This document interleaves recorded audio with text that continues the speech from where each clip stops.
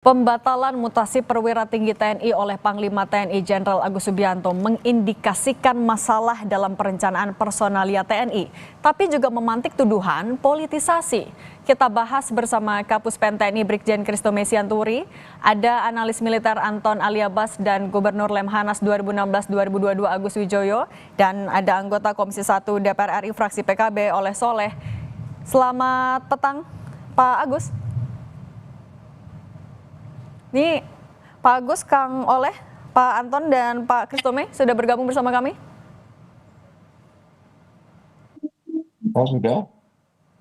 Kalau Ya. saya Oke, Pak Agus, saya mau ke Anda dulu. Pak Agus, selang sehari mutasi dianulir. Ini selama Anda masih aktif di TNI, apakah ini adalah hal yang lazim, hal yang pernah terjadi? ya sebetulnya fenomena semacam ini adalah fenomena yang selalu dihadapi oleh TNI dan diingatkan oleh Panglima Besar Sudirman sejak era Panglima Besar Sudirman sampai detik hari ini. Apa itu? Yaitu tentang politisasi TNI. Oleh Pak Dirman disebutkan dua hal yang perlu diwaspadai. TNI jangan terlalu merambah ke atas untuk ikut membuat keputusan politik. Karena hal itu berbahaya untuk menjadikan pemerintahan itu adalah pemerintahan militer. Tetapi juga yang kedua adalah mewaspadai politik sipil itu jangan terlalu ke bawah untuk masuk ke dalam manajemen internal TNI. Karena akan terjadi politisasi TNI, yaitu menyalahgunakan TNI untuk mendukung kekuasaan politik. Nah, ini sebetulnya bahaya klasik yang dihadapi oleh TNI. Dalam Undang-Undang TNI dikatakan tugas Presiden sebagai satu-satunya pejabat yang memiliki kewenangan untuk mengerahkan itu menggunakan TNI, tugasnya adalah satu yang paling strategis, yaitu merumuskan kebijakan umum pertahanan nasional, bukan untuk masuk ke dalam manajemen internal TNI. Hanya itu. Selanjutnya dijabarkan oleh Menteri Pertahanan dan Panglima TNI. Jadi itulah pelajaran yang bisa kita ambil bahwa sampai saat ini kita belum bergerak maju untuk membangun sebuah hubungan sipil militer yang sehat. Ini yang terjadi adalah kontrol subjektif sipil atas militer, yaitu yang seperti saya katakan tadi, menyalahgunakan TNI untuk mendukung kekuasaan politik sipil. Oke. Itu mungkin ya. Oke, Pak Kristome, menanggapi itu, ini menjadi sebuah fenomena ketika ada politisasi di tubuh TNI. Anda menanggapnya bagaimana? Iya, terima kasih. Pak Kristome, silakan. Baik, ya dari sisi Mabes TNI sendiri, yang terhormat Pak Agus Wijoyo, senior kami, pimpinan kami, bahwa memang apa yang sudah dikeluarkan kemarin oleh Skep 554A, 4 Romawi tahun 2025, itu memang sudah melalui mekanisme sidang Dewan Jabatan dan Kepangkatan Perwira Tinggi TNI. Jadi tidak ada itu terkait dengan unsur-unsur eksternal di luar TNI. Memang kenapa perlu diadakan ralat dalam surat keputusan itu dikaitkan dengan dari alur rangkaian yang mengikuti mutasi Letjen Kunto ternyata belum seluruhnya bisa bergeser saat ini dengan pertimbangan adanya tugas-tugas yang masih harus diselesaikan oleh pejabat atau perwira tinggi yang saat ini masih menjabat dengan dihadapkan dengan perkembangan situasi dan memang kebutuhan dari organisasi TNI sendiri, sehingga diputuskanlah oleh Panglima TNI bersama dengan Kepala Staf Angkatan untuk mengeluarkan ralat revisi dari Kep 544 yang 4 Romawi 2025 yang dikeluarkan tanggal 29 April. Demikian, jadi tidak ada keterkaitan unsur politisasi, unsur eksternal di luar dari selain sistem pembinaan dari organisasi TNI itu sendiri. Demikian, Pak. Pak Kristome, tapi ketika anulir itu dilakukan hanya dalam selang waktu 1 hari, kemudian menjadi pertanyaan adalah saat proses pengambilan keputusan yang pertama itu seperti apa? Kok bisa ya berubah secepat itu? Apakah memang tidak ada pertimbangan yang cukup matang atau seperti apa sih? Ya, jadi kan setelah SCAP itu dikeluarkan pada tanggal 29 April 2025, kemudian adanya saran bahwa rangkaian dari 7 parti yang mengikuti rangkaian mutasinya Pak Kunto itu belum bisa bergerak, dikaitkan dengan masih dibutuhkannya ada tugas-tugas yang belum selesai. Ada saran staf dari bawah, dari staf angkatan, menyampaikan bahwa ada tugas-tugas tertentu yang belum diselesaikan oleh parti tersebut, dikaitkan dengan perkembangan situasi hari ini, gitu ya. Jadi diputuskanlah bahwa kalau memang satu tidak bisa bergeser, berarti rangkaian itu tidak bisa bergeser semua, Mbak. Jadi satu tidak bergeser, berarti tujuh-tujuhnya tidak bisa bergeser semua, karena ini saling keterkaitan, gitu ya. Sehingga perlu diadakan ralat lagi, gitu ya. Demikian, Mbak. Tapi artinya kelola administrasi di dalamnya bagaimana Pak? Ya lagi-lagi tadi hanya berselang 1 hari. Iya, artinya kan 1 hari itu cukup lama loh, Mbak ya. Artinya kan perkembangan dinamika ini kan juga cukup berubah-berubah ya. Setelah kita lihat kembali, setelah staf menilai kembali kok ada tugas yang memang masih harus dikerjakan oleh pejabat yang bersangkutan dikaitkan dengan perkembangan situasi hari ini gitu ya. Kan sudah ada perkembangan dari tanggal 29 sampai 30. Oh, ternyata masih ada nih yang belum selesai dan dikaitkan dengan perkembangan ancaman atau dinamika situasi saat ini. Makanya bahwa kita putuskan bahwa kalau memang tidak bisa bergeser para parti ini, berarti rangkaian itu tidak bisa bergerak. Nah, itulah yang membuat pertimbangan-pertimbangan itu sehingga perlu dikeluarkan revisi. Tidak ada kaitan dengan yang lain itu, Pak. Oke, kalau Pak Anton, Anda mencermatinya soal anulir mutasi ini. Kalau tadi kata Pak Agus, fenomena politisasi. Tapi kalau dari Pak Christomey, karena memang sesuai dengan kebutuhan, Anda mencermatinya yang mana? Satu, bagi saya ini bukan yang pertama ya anulir. Dulu pernah juga dilakukan anulir oleh TNI ya.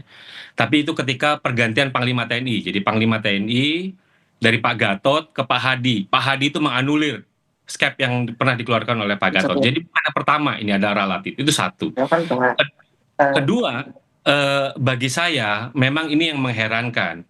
Tentu Pak Agus, Bang Christomey paham bahwa TNI ini adalah organisasi komando yang penuh dengan perencanaan, penuh dengan kehati-hatian dalam bergerak. Jadi ketika argumentasi tadi Kapuspen bahwa ada tugas yang tidak bisa, ini kan menjadi tanda tanya sehingga tidak mengherankan kemudian ada banyak anggapan, ada persepsi publik ini ada politisasi. Kenapa ketika ada tugas, gitu, kalaupun alasannya adalah tugas, alasannya dinamika, kok nggak diperhatikan sebelumnya, gitu. Ini kan yang menjadi tanda tanya. Kenapa kok ada ralat ini harus terjadi berulang kali? Apakah memang TNI itu tidak berubah, gitu? Apakah TNI tidak belajar dari sebelumnya? Atau ini menunjukkan bahwa masih ada pekerjaan rumah ketika kita bicara dalam konteks pembinaan karir prajurit.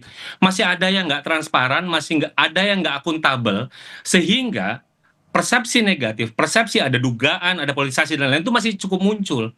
Coba kalau misalnya semuanya bisa transparan dan akuntabel, maka kan sebenarnya ini mudah untuk dijawab. Bahwa ini adalah kebutuhan organisasi kan selalu jadi alasan normatif. Kenapa ada mutasi promosi, ini adalah untuk penyegaran dan lain-lain. Tapi kenapa kemudian misalnya itu dilakukan kepada perwira A bukan perwira B, itu kan juga semestinya itu ada penjelasan yang bisa terukur. Nah, problemnya kan ini nggak ada. Apalagi gitu misalnya momentumnya itu berdekatan dengan ramainya hiruk-pikuk politik. Apa iya gitu masa TNI tidak mempertimbangkan itu? Ini lagi ada rame bagaimana misalnya ada Pak Tri ya yang kemudian ada forum purnawirawan gitu. Lalu digantikan oleh mantan ajudan gitu, mantan ajudannya Pak Jokowi. Dari segi kompetensi mungkin dia nggak ada masalah, tapi kalau ngomong tentang timing, apakah iya gitu misalnya mutasi TNI tidak memperhatikan itu? Saya nggak yakin. Kalau misalnya TNI-nya jadi ignorance juga, nggak heran dong gitu ada anggapan ini. Jadi bagi saya memang ini masih ada pekerjaan rumah ketika kita bicara tentang transparansi dan akuntabilitas dalam konteks pembinaan karir prajurit. Kenapa prajurit A ini mendapat promosi ini, kenapa bukan prajurit B? Ini kan juga harus menjadi pertanyaan. Walaupun Mbak, kita harus lihat, misalnya Pangkogap Wilhan itu memang biasanya dilakukan, biasanya diisi oleh perwira tinggi dari TNI AL. tapi memang sejak 4 bulan lalu diisi oleh Angkatan Darat. Boleh, Oke. boleh saja. Tapi ketika kemudian ada diganti dari Pak Kunto, kemudian jadi Pak Hersan, kemudian tarik-menarik, ya ini juga tidak ada salah juga dong ketika ada persepsi masyarakat muncul. Apalagi kemudian Oke. argumentasi, alasan yang disampaikan itu juga bagi publik itu tidak cukup memberikan kepuasan. Oke, Itu, Mbak. oke Pak Anton. Kita tanya dulu ke Pak Kristome. Pak Kristome, bagaimana Anda menanggapi pernyataan analisis dari Pak Anton tadi bahwa kemudian tidak bisa dipisahkan antara kejadian politik yang terjadi dengan pembatalan mutasi ini, Pak Kristome?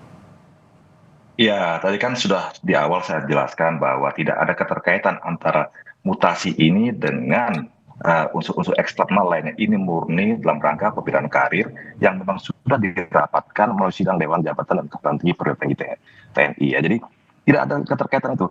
Yang rapat itu adalah Panglima TNI memimpinnya dengan Kepala Staf Angkatan dibantu oleh para asisten personelnya yang memang mereka paham tentang pola karir prajurit. Ya, saya rasa Mas Anton juga tidak mengerti pola karir prajurit kan gitu ya. Artinya yang tahu bengkel dalamnya TNI adalah TNI. Nah, biarkanlah kami TNI untuk merencanakan itu sendiri. Jadi silakan kalau untuk berpersepsi atau berpendapat, silakan ya. Kalau mau mengkait-kaitkan, silakan saya. Tapi yang jelas bahwa hari ini mekanisme prawanjakti, mekanisme wanjakti itu sudah dilakukan. Dan memang ketika keputusan itu diambil, ternyata baru ada saran lain dari staf yang mengatakan bahwa ini tidak bisa ditinggalkan karena ada perubahan dinamika ancaman, maka harus biarkan ralat. Demikian. Oke, Kang Oleh, kalau dari Komisi 1, apakah juga akan mendalami ini, memanggil Panglima untuk memastikan ada atau tidak unsur politis? Tapi jangan dijawab dulu, kita bahas lagi sesaat jeda.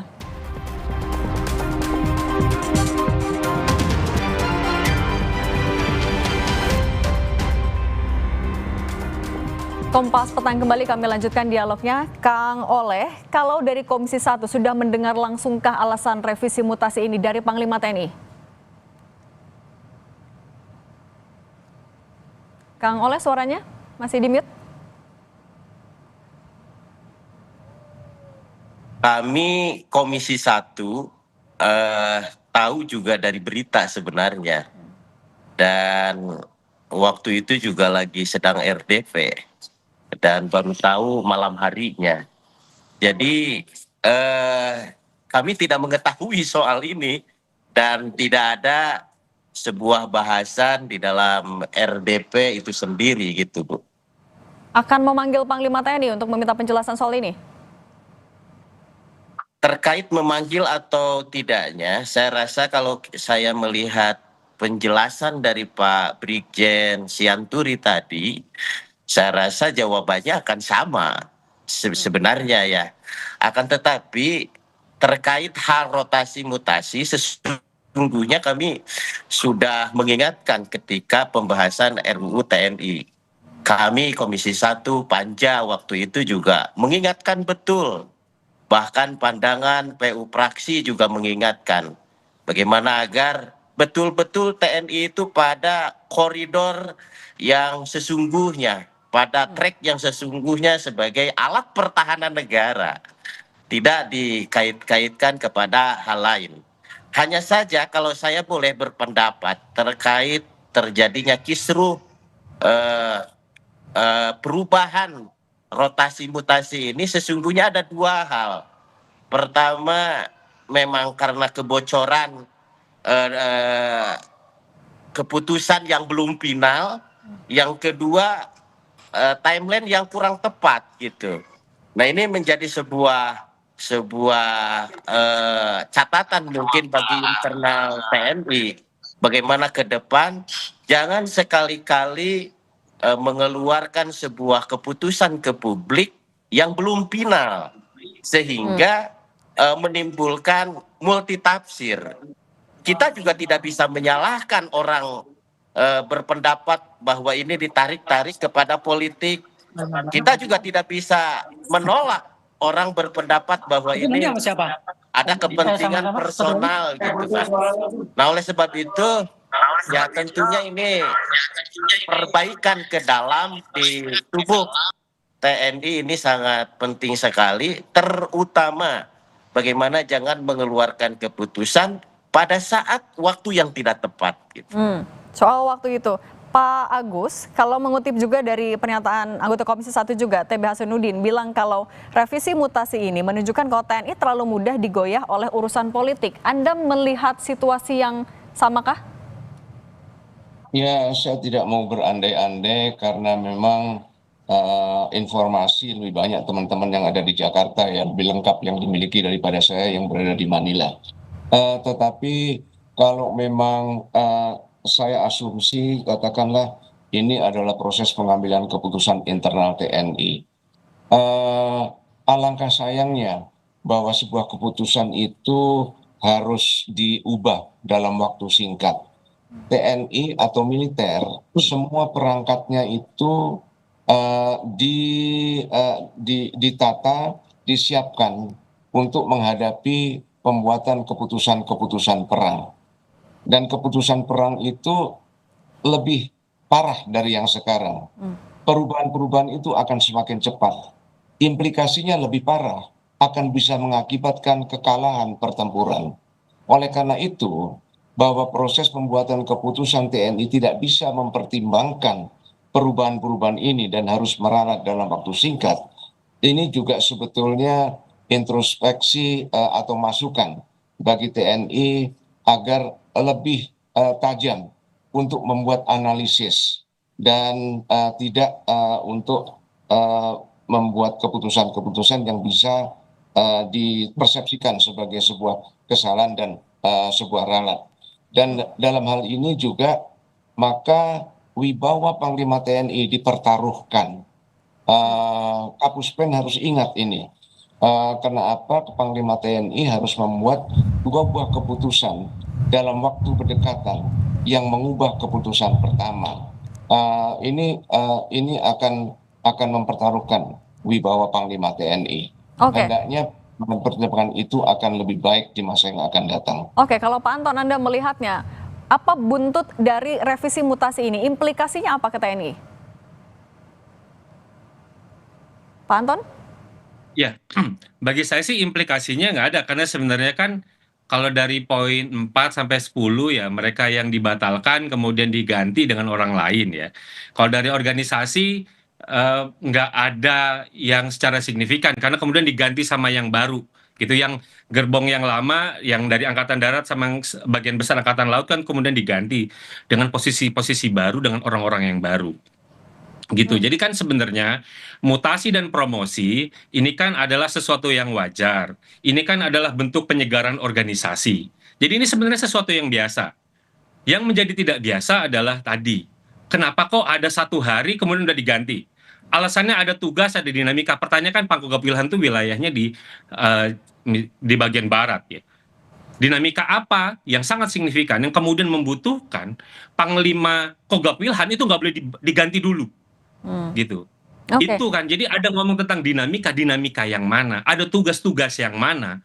Ketika sampai sekarang di bagian barat misalnya belum ada kegentingan yang memaksa. Oke, Gitu. Pak Anton, kita tanya dulu ke Pak Kristume. Pak Kristume, dinamika seperti apa? Dinamika yang mana yang membuat akhirnya sampai mutasi itu harus dibatalkan? Bisa dijelaskan juga secara rinci? Iya, artinya kan kalau namanya dinamika ancamannya apa saja kan tidak bisa saya sampaikan di sini. Itu kan berdasarkan pertimbangan dari Mabes TNI ya. Ancaman apa sih di Kodapilan 1? Ancaman apa sih yang ada di Koarmada 3, tempatnya Pak Hersan yang lama, misalnya di daerah Papua, itu tidak jadi bahan-bahan pertimbangan ya. Jadi artinya apa saja sih yang Pak Kristume?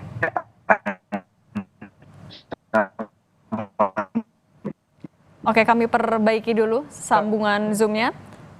Saya minta tanggapan dulu dari Kang Oleh sampai kita menunggu Pak Kristume. Kang Oleh, kalau dari Komisi 1, apakah melihat memang ada dinamika yang sebegitu genting sampai mutasi ini harus direvisi? Saya rasa kami tidak terlalu ingin masuk ke dalam lebih dalam karena yang tahu tentang kebutuhan organisasi TNI ya TNI itu sendiri.